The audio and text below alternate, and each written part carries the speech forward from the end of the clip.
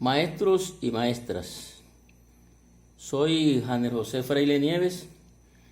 Voy a presentarles unas apreciaciones muy personales, unas orientaciones, lineamientos, de acuerdo a la experiencia, a la lectura de realidad que he hecho, frente a la evaluación en estos momentos de pandemia, pero me refiero a la evaluación final, a esa evaluación que define si el estudiante continúa o se queda en el proceso. Debemos tener en cuenta que la base fundamental de esta evaluación debe ser el estudiante. Y debemos partir de la caracterización, de la calidad que teníamos de estudiante en la escuela presencial, teniendo en cuenta su historial académico, teniendo en cuenta en ese estudiante unas características personales.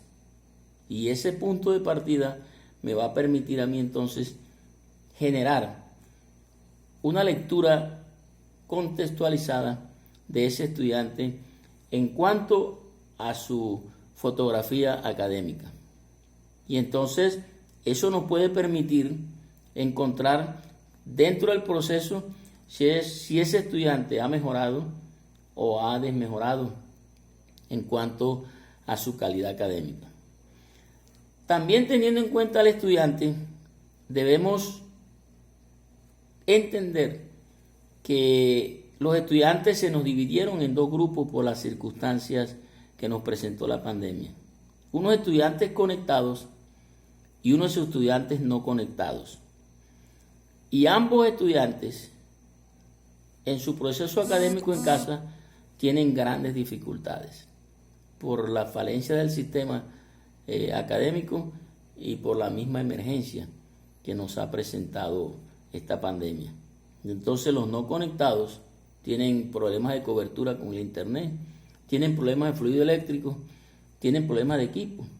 Y los conectados que reciben físicamente, los no conectados que reciben físicamente los materiales, también tienen dificultades. Y quizás más grandes que los conectados. Porque esos estudiantes tienen que ir a la escuela a recibir el material, el padre de familia o un familiar, y tiene que retornarlo a la escuela. Y eso tiene que hacerse bajo unos parámetros de bioseguridad. Y a veces el estudiante nunca fue a buscar el material, o a veces lo buscó y nunca lo regresó. Después de esa descripción de esos dos grupos de estudiantes, tenemos entonces también la caracterización de tres estudiantes que nos presenta la pandemia. Unos estudiantes asistentes normales al proceso, y podríamos decir también persistentes, podríamos decir responsables, que asumieron este proceso como un reto y que han estado presentes en todas las actividades durante todo el proceso. Unos estudiantes intermitentes que tomaron folclóricamente el proceso y van y vienen. Y unos estudiantes desertados. Esos estudiantes desertados no los podemos llamar estudiantes retirados. Porque ese estudiante retirado, en el momento en que el padre de familia o el mentor se acerca al colegio a retirar la matrícula y se le entrega un certificado de retiro del CIMAD. Y entonces tenemos a los asistentes normales al proceso, tenemos que estos estudiantes los vamos a llamar aprobados. Pero no aprobados por nota, sino aprobados teniendo en cuenta una caracterización general del estudiante y generándole una descripción a través de un criterio de calidad. Y entonces tendríamos unos estudiantes mejores que otros de acuerdo a los logros alcanzados. Pero por los esfuerzos hechos deben ser promovidos con aceptable, con sobresaliente, con excelente. Los estudiantes intermitentes serían el problema más grande que teníamos aquí, porque estos muchachos ahora a final de año van a venir a buscar la nota. Entonces aquí no hay por qué tener en cuenta la nota. Si no asistió al primer periodo no se le puede inventar la nota, no se le puede colocar nota al estudiante. Tajantemente prohíbo que se le tome nota al estudiante, ni siquiera que se le ponga un 0, Porque si usted le pone un 0, está inventándole una nota al estudiante. Es que no asistió al proceso y por lo tanto no debe tener nota.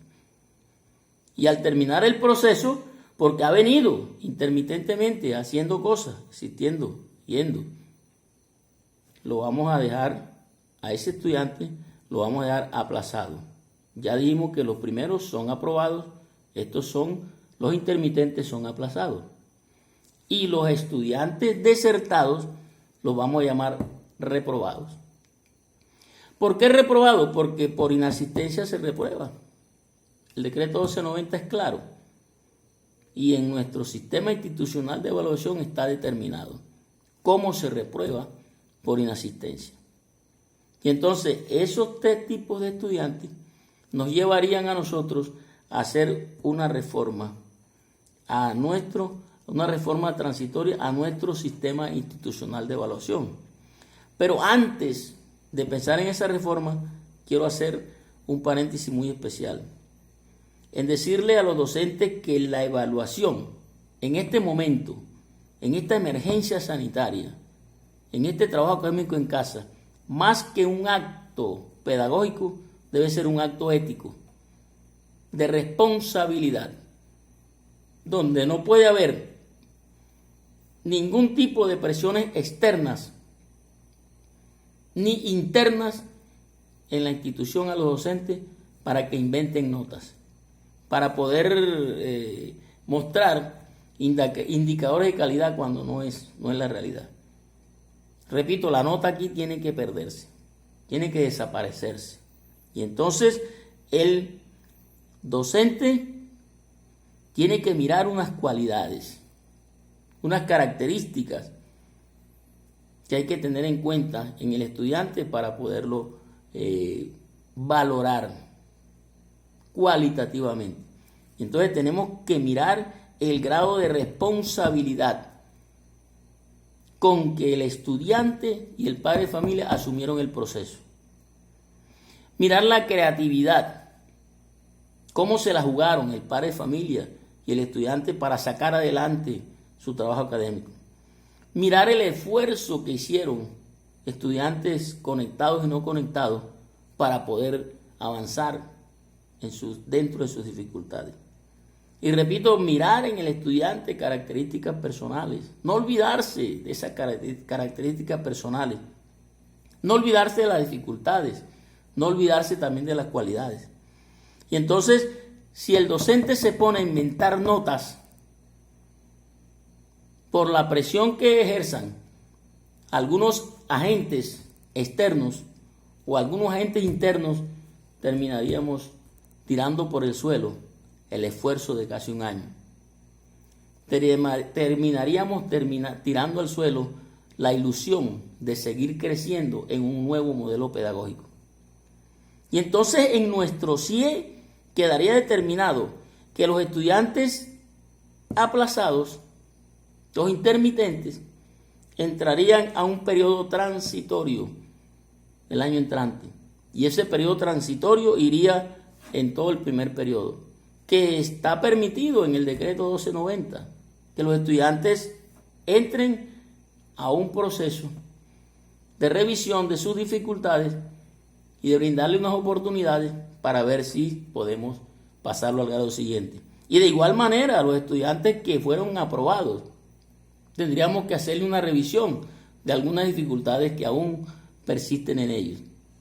El año entrante, el CIE debe definir un elemento transitorio para poder definirle la situación académica a algunos estudiantes.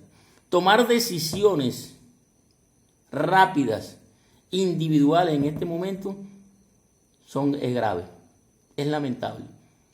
Y tener en cuenta que perentoriamente, omnipotentemente, única y exclusivamente,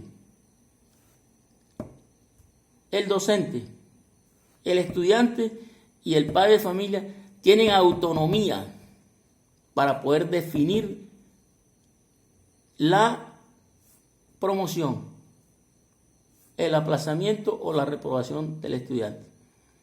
Y generado un diálogo, generado una concertación entre padre de familia estudiante y docente, se pueden manejar unos procesos de autoevaluación.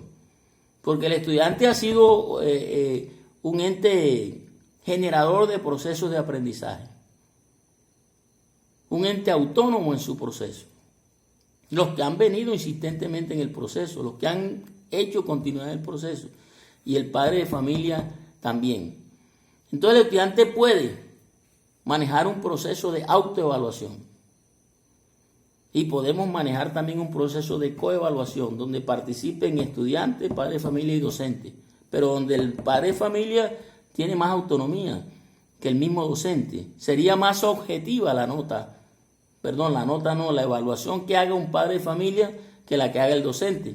Porque el padre de familia ha estado adentro, ha estado al lado, ha estado en presencia, en el tú a tú con el estudiante, mientras que el docente está en la casa. O sea, la nota del docente en esta coevaluación sería subjetiva y tendría que respetarse un poquito la decisión que el padre de familia tome de acuerdo a lo que haya observado con su estudiante.